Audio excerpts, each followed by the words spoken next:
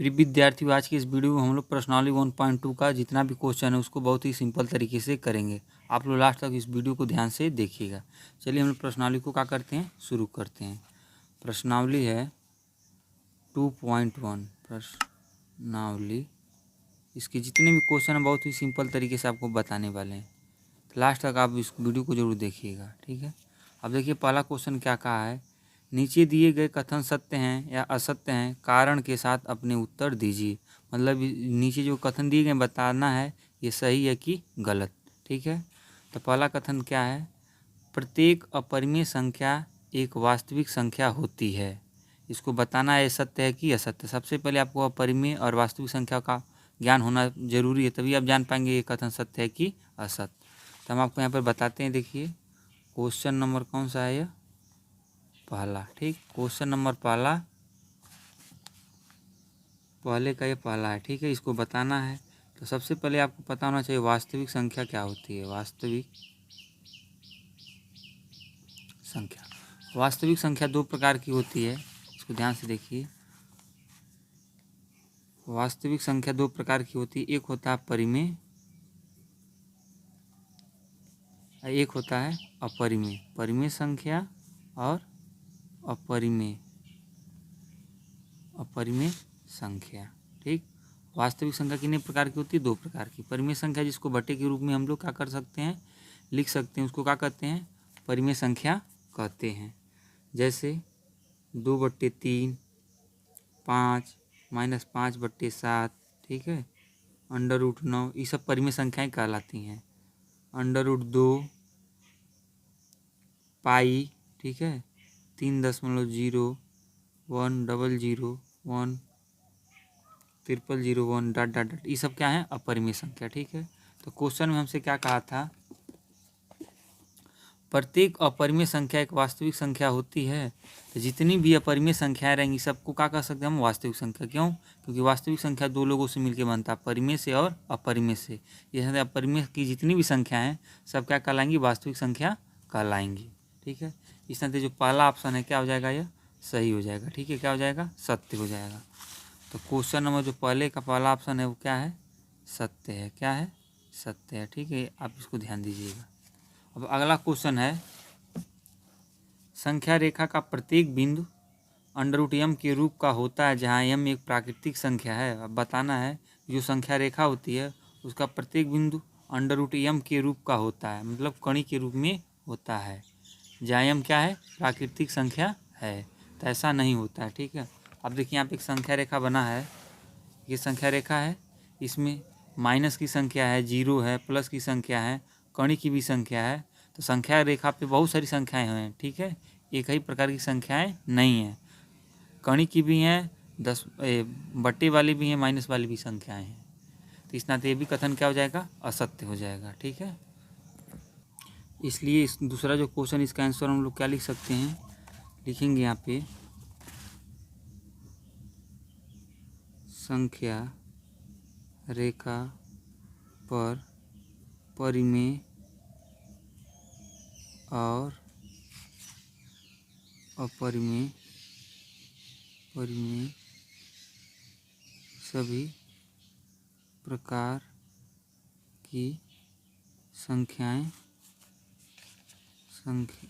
की संख्याएं निरूपित की जा सकती हैं, ठीक है। कार्य की संख्या रेखा पर परिमेय और अपरिमेय सभी प्रकार की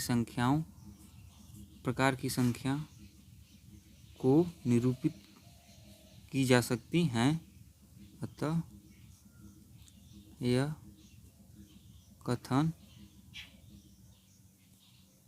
असत्य है। क्या है, ये कथन क्या है, असत्य है, ठीक है। ये इसका जवाब हो जाएगा। अब अगला क्वेश्चन है, प्रत्येक वास्तविक संख्या एक अपरिमेय संख्या होती है। तो इसका भी जवाब होगा गलत। कैसे, प्रत्येक वास्तविक संख्या अपरिमेय संख्या होती है। अब इसको इसी क्वेश्चन से समझ सकते हैं। देखिए वास्तविक संख्या दो प्रकार की संख्याओं से मिलकर बना होता है, परिमेय से और अपरिमेय से। इस क्वेश्चन में क्या कह रहा है कि प्रत्येक वास्तविक संख्या यानी जितनी भी वास्तविक संख्या हैं उसको अपरिमेय संख्या कह सकते हैं कि नहीं? तो गलत होगा, क्योंकि वास्तविक संख्या परिमेय और अपरिमेय दोनों से मिला है। अपरिमेय तो वास्तविक कहलाएगा, परिमेय भी वास्तविक कहलाएगा, लेकिन जो परिमेय संख्या है यह अपरिमेय नहीं कहलाएगा ना। चाहे अपरिमेय संख्या परिमेय संख्या नहीं कहला सकता है। इस नाते हम यह कह सकते हैं कि सभी वास्तविक संख्याएं अपरिमेय संख्या नहीं होती हैं। ठीक है, देखिए वास्तविक संख्या परिमेय और अपरिमेय दोनों से मिलकर बना है। इस नाते यह परिमेय संख्या न अपरिमेय कहलाएगा, न अपरिमेय संख्या परिमेय कहलाएगा। इस नाते ये भी क्वेश्चन क्या हो जाएगा, इस कथन क्या हो जाएगा, असत्य हो जाएगा। ठीक, अगला क्वेश्चन देखिए क्या कहा है, क्या सभी धनात्मक पूर्णांकों के वर्गमूल अपरिमेय होते हैं? क्या सभी धनात्मक पूर्णांकों के वर्गमूल क्या होते हैं, अपरिमेय होते हैं? यदि नहीं तो एक ऐसी संख्या का वर्गमूल का उदाहरण दीजिए जो एक परिमेय संख्या है। मतलब यह कह रहा है जो जितनी भी कड़ी संख्याएं होती हैं, जैसे कड़ी में 1, कड़ी में 2, कड़ी में 3, कड़ी में 5, कड़ी में 4, कड़ी में 6, कड़ी में 7, चाहे इसी तरह बहुत सारी संख्याएं होती हैं ना। कह रहे जितनी भी कड़ी संख्या तो सब क्या अपरिमेय ही होती हैं? तो ऐसा नहीं होता, कुछ जो संख्याएं कड़ी में होती हैं वो परिमेय भी होती हैं। जैसे कड़ी में 1 का स्क्वायर करेंगे क्या हो जाएगा, 1 √4। ये भी क्या है, परिमेय संख्या है। तो इसका जवाब आप कैसे लिखेंगे, इसको हम यहाँ पे लिख के आपको बताते हैं। ठीक है, तो क्वेश्चन नंबर कौन सा है, दूसरा। कौन सा है, क्वेश्चन नंबर दूसरा। अब इसको लिखेंगे हल।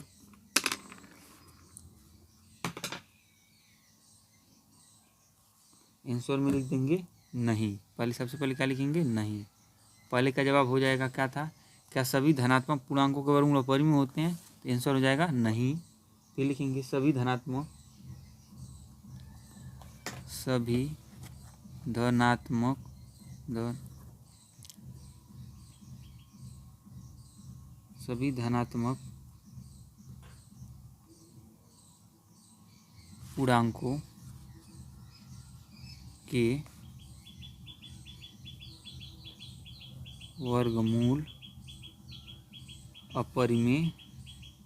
वर्गमूल अपरिमेय नहीं होते हैं। ठीक है, जैसे 4, 9, 25, ठीक है, इत्यादि इनका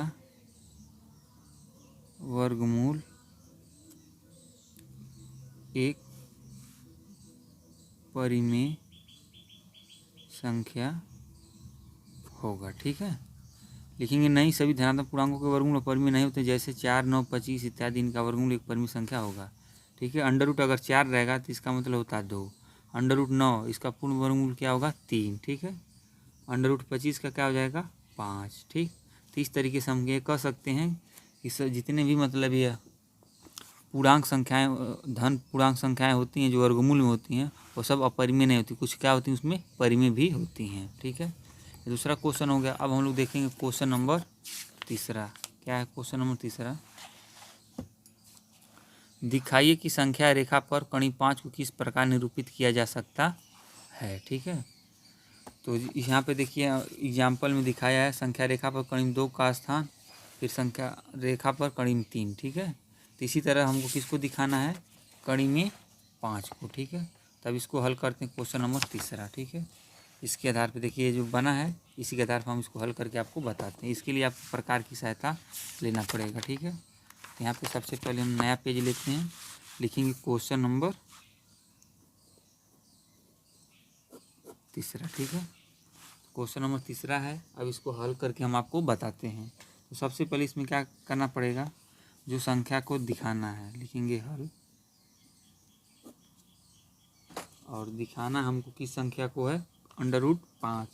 क्वेश्चन में हमको क्या किसको दिखाना है, √5 को। तो सबसे पहले जो √5 रहता है इस 5 को लिख लेंगे इस तरीके से। 5 को हम लोग क्या लिख सकते हैं, पूर्ण वर्ग के रूप में लिखेंगे, 2 का स्क्वायर,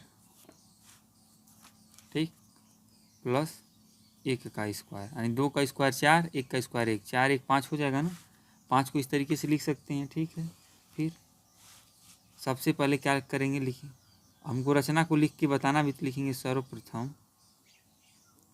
सर्वप्रथम एक संख्या रेखा, क्या करेंगे, संख्या रेखा लेंगे। सर्वप्रथम एक संख्या रेखा खींचिए। ठीक है, क्या करेंगे? संख्या रेखा खींचिए, क्या बनाइए। ठीक है, संख्या रेखा खींचिए।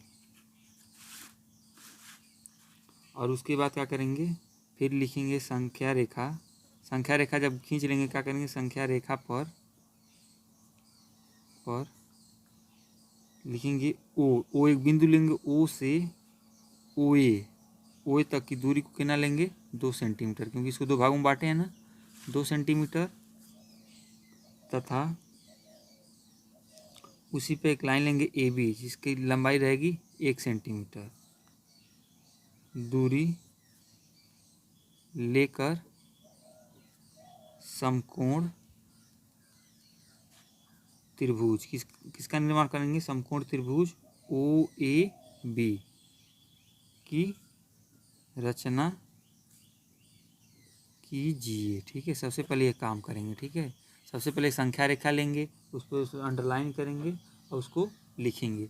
तो सबसे पहले हम लोग आपको संख्या रेखा का बनाते हैं और उसको दिखाते हैं। ठीक है, तो यहाँ पे देखिए हमारे पास एक स्केल है। स्केल की सहायता से हम यहाँ पे आपको संख्या रेखा बना के दिखाते हैं। स्केल की सहायता से हम संख्या रेखा बनाते हैं। यहाँ पे देखिए हम लाइन खींच देते हैं यहाँ से लेकर के यहाँ तक। ठीक है, ठीक। अब इसके बीच में कोई एक पॉइंट ले लीजिए, बीचों बीच में कहीं पे मान लीजिए हमने यहाँ पे ले लिया है। ठीक, और इसके इधर उसके दोनों साइड दूरी मतलब बराबर होना चाहिए।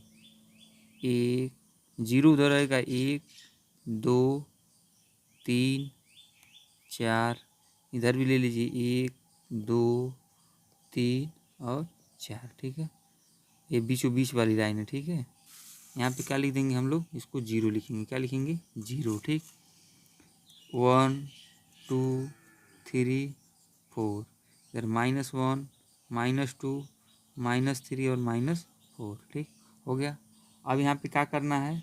यहाँ ये जो पॉइंट है 0 है, इसको क्या ले सकते हैं? ओ। यहाँ से लेके ओ से लेके कहाँ तक हमको रेखा खींचना? ओ ए तक कितना सेंटीमीटर? 2 सेंटीमीटर। यानी यहाँ से लेकर यहाँ तक 2 सेंटीमीटर हो रहा है, जिसका नाम दे देंगे ए। क्या नाम दे देंगे? ए। ठीक है, यहाँ से यहाँ तक की दूरी ले लेंगे। ठीक, और इसके बाद एक रेखा और दूरी लेंगे ए बी।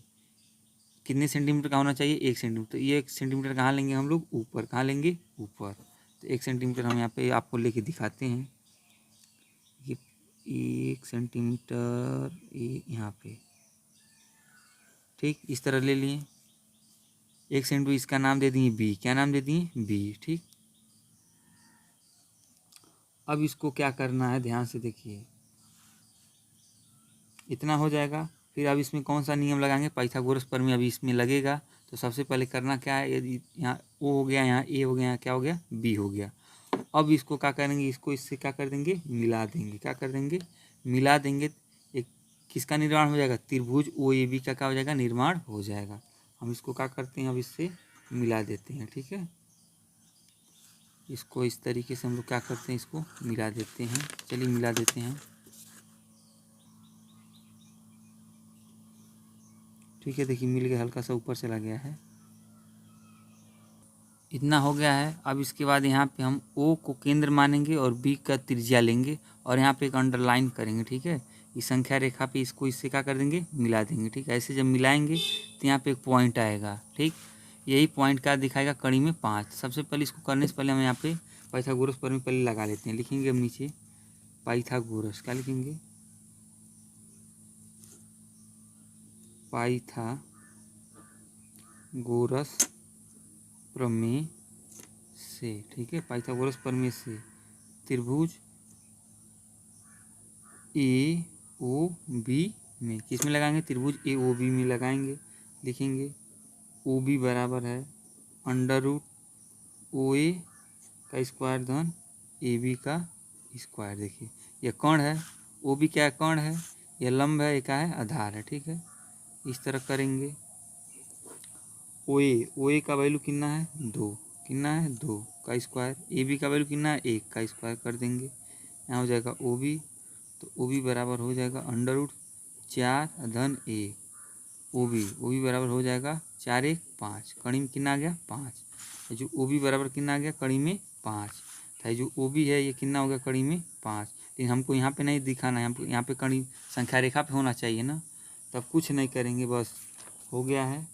अब लिखेंगे इसको, ओ को केंद्र मानेंगे और ओ बी को त्रिज्या लेंगे। क्या करेंगे, ओ को केंद्र मानेंगे और ओ बी को त्रिज्या ले लिए, ठीक है। और इसी को ऐसे कर देंगे, एक चाप लगाएंगे, ठीक है। संख्या रेखा पे इस तरीके से ऐसे एक चाप लगाएंगे।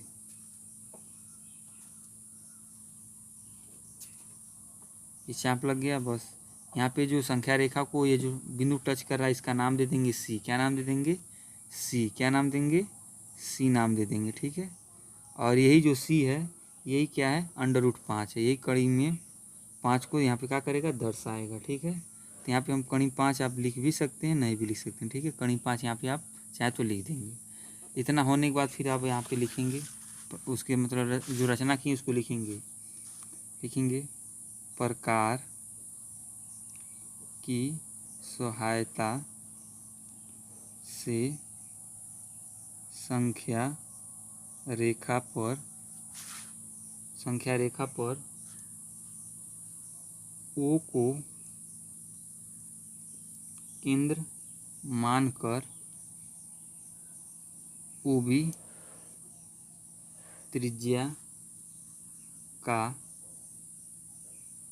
चाप लगाया है, जो संख्या रेखा पर सी बिंदु पर प्रतिच्छेद करता है, ठीक है। अतः बिंदु